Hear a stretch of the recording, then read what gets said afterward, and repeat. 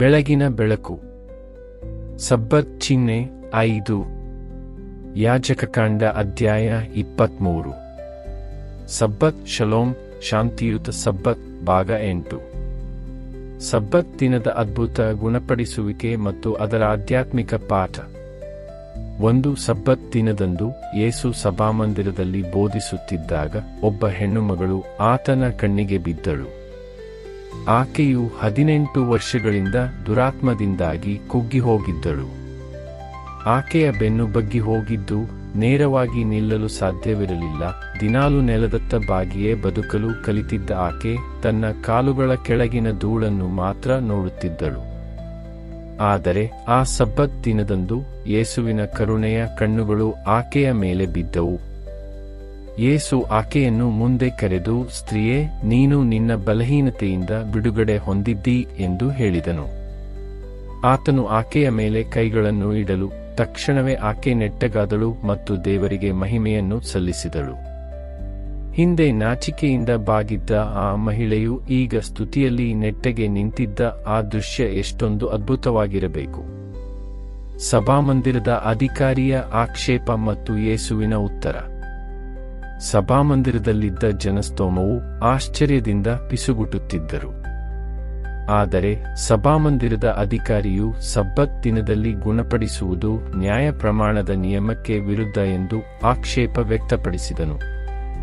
ಅದಕ್ಕೆ ಯೇಸು ಹೀಗೆ ಉತ್ತರಿಸಿದನು, ಸೈತಾನನು 18 ವರ್ಷಗಳಿಂದ ಬಂಧಿಸಿಟ್ಟ ಅಬ್ರಹಾಮನ ಈ ಮಗಳನ್ನು ಸಬ್ಬತ್ ದಿನದಲ್ಲಿ ಬಿಡುಗಡೆ ಮಾಡುವುದು ನ್ಯಾಯವಲ್ಲವೇ? ಆತನ ಈ ಮಾತುಗಳು ಕೇವಲ ಕನಿಕರವನ್ನಷ್ಟೇ ಅಲ್ಲ, ಅಧಿಕಾರವನ್ನು ಪ್ರಕಟಪಡಿಸಿದವು. ಇದು ಕೇವಲ ದೈಹಿಕ ಗುಣಪಡಿಸುವಿಕೆ ಆಗಿರಲಿಲ್ಲ, ಅದು ಸ್ವಾತಂತ್ರ್ಯದ ಬಿಡುಗಡೆಯ ಘೋಷಣೆಯಾಗಿತ್ತು.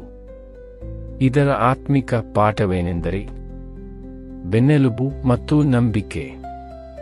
ಆ ಮಹಿಳೆಯ ದೇಹದ ಸ್ಥಿತಿಯು ಪಾಪಿಗಳಾದ ಮನುಕುಲದ ಸ್ಥಿತಿಯನ್ನು ಪ್ರತಿಬಿಂಬಿಸುತ್ತದೆ. ಬಾಗಿದ ಬೆನ್ನೆಲುಬು ದೇಹ. ಆಕೆಯ ಬೆನ್ನೆಲುಬು ಬಗ್ಗಿತ್ತು, ಮುಖವು ನೆಲದತ್ತ ಇತ್ತು. ಆಕೆಗೆ ಮೇಲಕ್ಕೆ ನೋಡಲು ಸಾಧ್ಯವಿರಲಿಲ್ಲ. ಇದು ಕೇವಲ ರೋಗವಲ್ಲ, ಅದು ಈ ಮನುಕುಲದ ಆತ್ಮಿಕ ಗುಲಾಮತನದ ದಾಸ್ಯದ ಜೀವಂತ ಸಂಕೇತವಾಗಿದೆ. ಮನುಕುಲದ ಆಧ್ಯಾತ್ಮಿಕ ಸ್ಥಿತಿ. ಮನುಷ್ಯ ಜನಾಂಗವು ಸಹ ಪಾಪ, ಅಪರಾಧ ಪ್ರಜ್ಞೆ, ಭಯ ಮತ್ತು ಲೋಕದ ಚಿಂತೆಗಳ ಭಾರದಿಂದ ಕುಗ್ಗಿದೆ. ಪರಲೋಕದತ್ತ ದೃಷ್ಟಿ ಎತ್ತಲು ಸಾಧ್ಯವಾಗದೆ ನಾವು ಭೂಮಿಗೆ ಅಂಟಿಕೊಂಡು ದೇವರ ಜೊತೆಯಾಗಿ ಬದುಕುವುದಕ್ಕಿಂತ ಕೇವಲ ಅವರವರ ಬದುಕಿಗಾಗಿ ಮಾತ್ರ ಜೀವಿಸುತ್ತಿದ್ದೇವೆ.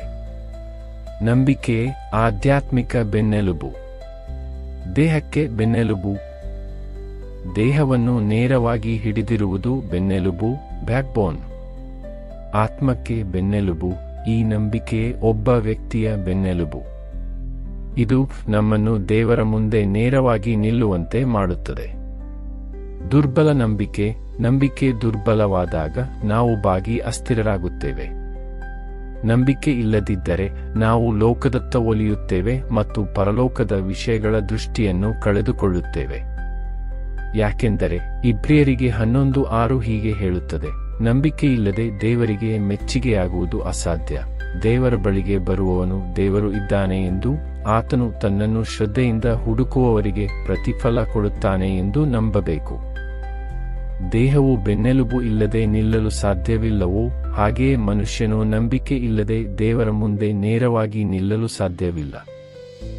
ಪಾಪದ ಬಂಧನದಿಂದ ಬಿಡುಗಡೆ ಮತ್ತು ಮುಂಬರುವ ಸಬ್ಬತ್ ಯುಗ. ಬೆನ್ನೆಲುಬು ಇಲ್ಲದೆ ದೇಹ ನಿಲ್ಲಲು ಸಾಧ್ಯವಿಲ್ಲದಂತೆ ನಂಬಿಕೆ ಇಲ್ಲದೆ ವಿಶ್ವಾಸಿಯು ದೇವರ ಮುಂದೆ ನಿಲ್ಲಲು ಸಾಧ್ಯವಿಲ್ಲ. ಪಾಪವು ಪ್ರವೇಶಿಸಿದಾಗ ನಂಬಿಕೆಯು ಬಾಗುತ್ತದೆ. ಕ್ರಿಸ್ತನು ಮಾತನಾಡುವಾಗ ನಂಬಿಕೆಯು ನೆಟ್ಟಗಾಗುತ್ತದೆ. 18ರ ಸಂಖ್ಯೆಯ ಅರ್ಥ. 18ರ ಸಂಖ್ಯೆಗೂ ಒಂದು ಮಹತ್ವವಿದೆ. ಪವಿತ್ರ ಗ್ರಂಥದಲ್ಲಿ ಇದು ಸಾಮಾನ್ಯವಾಗಿ ಬಂಧನ ಅಥವಾ ದಬ್ಬಾಳಿಕೆಯನ್ನು ಸೂಚಿಸುತ್ತದೆ. ಇಸ್ರಾಯೇಲ್ಯರು ಮೋವಾಬಿನ ಅರಸನಾದ ಎಗ್ಲೋನನಿಗೆ 18 ವರ್ಷಗಳು ದಾಸರಾಗಿದ್ದರು. ನ್ಯಾಯಸ್ಥಾಪಕರು 3:14. ಪುನಃ ಅವರು ಫಿಲಿಷ್ಟಿಯರು ಮತ್ತು ಅಮ್ಮೋನಿಯರಿಂದ 18 ವರ್ಷಗಳು ಬಾಧಿಸಲ್ಪಟ್ಟರು. ನ್ಯಾಯಸ್ಥಾಪಕರು 10:8. ಹೀಗಾಗಿ ಆ ಸ್ತ್ರೀಯ 18 ವರ್ಷಗಳ ಸಂಕಟವು ಆಕಸ್ಮಿಕವಾಗಿರಲಿಲ್ಲ, ಅದು ಈ ಮನುಕುಲವು ಪಾಪ ಮತ್ತು ಸೈತಾನನ ಕೈಕೆಳಗೆ ದೀರ್ಘಕಾಲದಿಂದ ಅನುಭವಿಸುತ್ತಿರುವ ಬಂಧನವನ್ನು ಸಂಕೇತಿಸುತ್ತದೆ. ಯೇಸುವಿನ ಮಾತುಗಳು ನೀನು ಬಿಡುಗಡೆ ಹೊಂದಿದ್ದೀ ಎಂಬುದು ಕೇವಲ ಒಬ್ಬನ ವೈಯಕ್ತಿಕ ಗುಣಪಡಿಸುವಿಕೆಯಾಗಿರಲಿಲ್ಲ, ಪಾಪದ ಶಕ್ತಿಯಿಂದ ಸೆರೆಹಿಡಿಯಲ್ಪಟ್ಟಿರುವ ಎಲ್ಲರಿಗೂ ಸ್ವಾತಂತ್ರ್ಯದ ಘೋಷಣೆಯಾಗಿತ್ತು. ನಮ್ಮ ಜೀವನದಲ್ಲಿ ಇದೇ ಅದ್ಭುತ ನಮ್ಮಲ್ಲಿ ಪ್ರತಿಯೊಬ್ಬರಿಗೂ ಸಂಭವಿಸುತ್ತದೆ. ಒಂದು ಕಾಲದಲ್ಲಿ ನಾವು ಬಾಗಿಕೊಂಡಿದ್ದೆವು, ಮೇಲಕ್ಕೆ ನೋಡಲು ಅಸಾಧ್ಯವಾಗಿತ್ತು, ಅಪರಾಧ ಪ್ರಜ್ಞೆ ಮತ್ತು ಭಯದಿಂದ ಬಂಧಿಸಲ್ಪಟ್ಟಿದ್ದೆವು. ಕ್ರಿಸ್ತನ ಸತ್ಯ ಮತ್ತು ಕೃಪೆಯ ಧ್ವನಿಯು ಆ ಬೇಡಿ ಸಂಕೋಲೆಗಳನ್ನು ಮುರಿಯುತ್ತದೆ. ಆತನು ದೇವರಾತ್ಮನ ಶಕ್ತಿಯ ಮೂಲಕ ನಮ್ಮ ಮೇಲೆ ಕೈಗಳನ್ನು ಇಡುತ್ತಾನೆ ಮತ್ತು ನಮ್ಮ ಆಂತರಿಕ ಅಸ್ತಿತ್ವದ ಬೆನ್ನೆಲುಬಾದ ನಮ್ಮ ನಂಬಿಕೆಯನ್ನು ಪುನಃ ಸ್ಥಾಪಿಸುತ್ತಾನೆ. ನಾವು ಹಿಂದೆ ಬಾಗಿದ್ದೆವು, ಆದರೆ ಈಗ ನೆಟ್ಟಗೆ ನಿಲ್ಲುತ್ತೇವೆ. ಕ್ರಿಸ್ತನಿಗೆ ಸೇರಿದ ಕೂಡಲೇ ನಾವು ಅಬ್ರಹಾಮನ ಮಕ್ಕಳಾದೆವು. ಹಿಂದೆ ಮೌನವಾಗಿದ್ದೆವು, ಆದರೆ ಈಗ ದೇವರಿಗೆ ಮಹಿಮೆಯನ್ನು ಸಲ್ಲಿಸುತ್ತೇವೆ. ಲೂಕ 13:13 ಹೇಳುವಂತೆ, ಕೂಡಲೇ ಆಕೆಯು ನೆಟ್ಟಗಾಗಿ ದೇವರಿಗೆ ಮಹಿಮೆಯನ್ನು ಸಲ್ಲಿಸಿದಳು. ಮತ್ತು ಪೌಲನು ರೋಮಾಪುರದವರಿಗೆ 5:2 ಇದನ್ನು ಪ್ರತಿಧ್ವನಿಸುತ್ತಾನೆ, ನಾವು ನಿಂತಿರುವ ಈ ಕೃಪೆಯನ್ನು ನಂಬಿಕೆಯ ಮೂಲಕ ಆತನಿಂದಲೇ ಹೊಂದಿದ್ದೇವೆ. ಇದು ಮುಂಬರುವ ಶಾಂತಿಯ ರಾಜ್ಯದ ಮುನ್ನೋಟ. ಆದರೆ ಯೇಸುವಿನ ಎಲ್ಲ ಸಬ್ಬತ್ ಗುಣಪಡಿಸುವಿಕೆಗಳಂತೆ ಈ ಅದ್ಭುತವು ತನ್ನಿಂದಾಚೆಗಿನ ಒಂದು ಸಂಗತಿಯನ್ನು ಸೂಚಿಸುತ್ತದೆ. ಇದು ಕೇವಲ ಒಬ್ಬ ಸ್ತ್ರೀಯ ಬಗ್ಗೆ ಅಲ್ಲ, ಕ್ರಿಸ್ತನು ತನ್ನ ಮುಂದೆ ಬರುವ ಶಾಂತಿಯ ರಾಜ್ಯದಲ್ಲಿ ಇಡೀ ಮಾನವಕುಲಕ್ಕಾಗಿ ಏನು ಮಾಡುತ್ತಾನೆ ಎಂಬುದರ ಒಂದು ನೋಟವಾಗಿದೆ. ಬಾಗಿದ ಸ್ತ್ರೀ ಪಾಪದ ಆಳ್ವಿಕೆಯಲ್ಲಿರುವ ಇಡೀ ಮನುಕುಲವನ್ನು ಪ್ರತಿನಿಧಿಸುತ್ತಾಳೆ. ಯೇಸು ಸೈತಾನನು ಈಕೆಯನ್ನು 18 ವರ್ಷಗಳಿಂದ ಬಂಧಿಸಿಟ್ಟಿದ್ದಾನೆ ಎಂದನು. ಸುಮಾರು 6,000 ವರ್ಷಗಳಿಂದ ಮನುಕುಲವು ದುಷ್ಟನ ಶಕ್ತಿಯ ಕೆಳಗೆ ಬಾಗಿದೆ, ಆಧ್ಯಾತ್ಮಿಕವಾಗಿ ಕುಂಟಾಗಿದೆ, ನೈತಿಕವಾಗಿ ದುರ್ಬಲವಾಗಿದೆ ಮತ್ತು ದೇವರ ಮುಂದೆ ನಿಲ್ಲಲು ಸಾಧ್ಯವಾಗುತ್ತಿಲ್ಲ. ಆದರೆ ಒಂದು ದಿನ ಬರಲಿದೆ, ಸಭಾಮಂದಿರದಲ್ಲಿ ಮಾತನಾಡಿದ ಅದೇ ಧ್ವನಿಯು ಇಡೀ ಜಗತ್ತಿಗೆ ಮತ್ತೆ ಮಾತನಾಡಲಿದೆ, ನೀವು ಬಿಡುಗಡೆ ಹೊಂದಿದ್ದೀರಿ. ಮುಂಬರುವ ಆ ಯುಗದಲ್ಲಿ ಯೆಶಾಯನ ಪ್ರವಾದನೆಯು ನೆರವೇರಲಿದೆ. ಸೆರೆಯಾದವರಿಗೆ ಬಿಡುಗಡೆಯನ್ನು, ಬಂಧಿತರಿಗೆ ಬಿಡುಗಡೆಯನ್ನು ಪ್ರಕಟಿಸುವುದಕ್ಕಾಗಿ ಕರ್ತನು ನನ್ನನ್ನು ಅಭಿಷೇಕಿಸಿದ್ದಾನೆ. ಯೆಶಾಯ 61:1. ಪ್ರತಿಯೊಂದು ರೀತಿಯ ಬಂಧನವೂ ಕೊನೆಗೊಳ್ಳುತ್ತದೆ. ಕೇವಲ ದೈಹಿಕ ರೋಗ ಮಾತ್ರವಲ್ಲ, ಪಾಪ, ಅಜ್ಞಾನ ಮತ್ತು ಭಯದ ದಾಸ್ಯವು ಅಂತ್ಯಗೊಳ್ಳುತ್ತದೆ. ಮನುಕುಲವು ಭ್ರಷ್ಟಾಚಾರದ ಧೂಳಿನಿಂದ ಏಳುತ್ತದೆ ಮತ್ತು ಇಡೀ ಭೂಮಿಯೇ ಗುಣವಾಗುತ್ತದೆ. ಈ ಅದ್ಭುತವು ಸಬ್ಬತ್ ದಿನದಂದು ನಡೆಯಿತು. ಇದು ಬರಲಿರುವ ವಿಶ್ರಾಂತಿಯ ನೆರಳಾಗಿದೆ.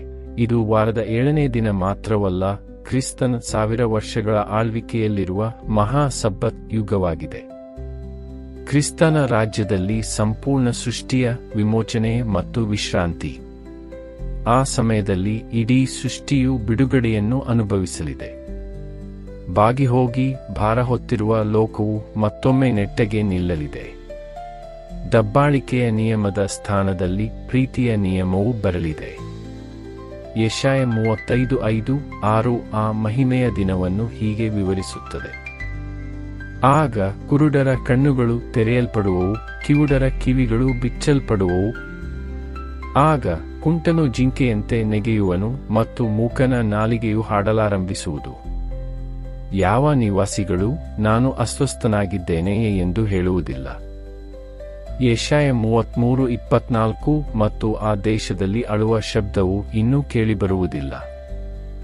ಯೆಶಾಯ 65:19. ನೆಟ್ಟಗಾದ ಭಂಗಿ ಅಂದರೆ ಇದು ಮಾನವಕುಲದ ಭವಿಷ್ಯ. ಆ ಸ್ತ್ರೀಯು ನೆಟ್ಟಗೆ ನಿಂತಿರುವ ಭಂಗಿಯು ಇಡೀ ಮಾನವಕುಲವು ಏನಾಗಲಿದೆ ಎಂಬುದರ ಚಿತ್ರವಾಗಿದೆ.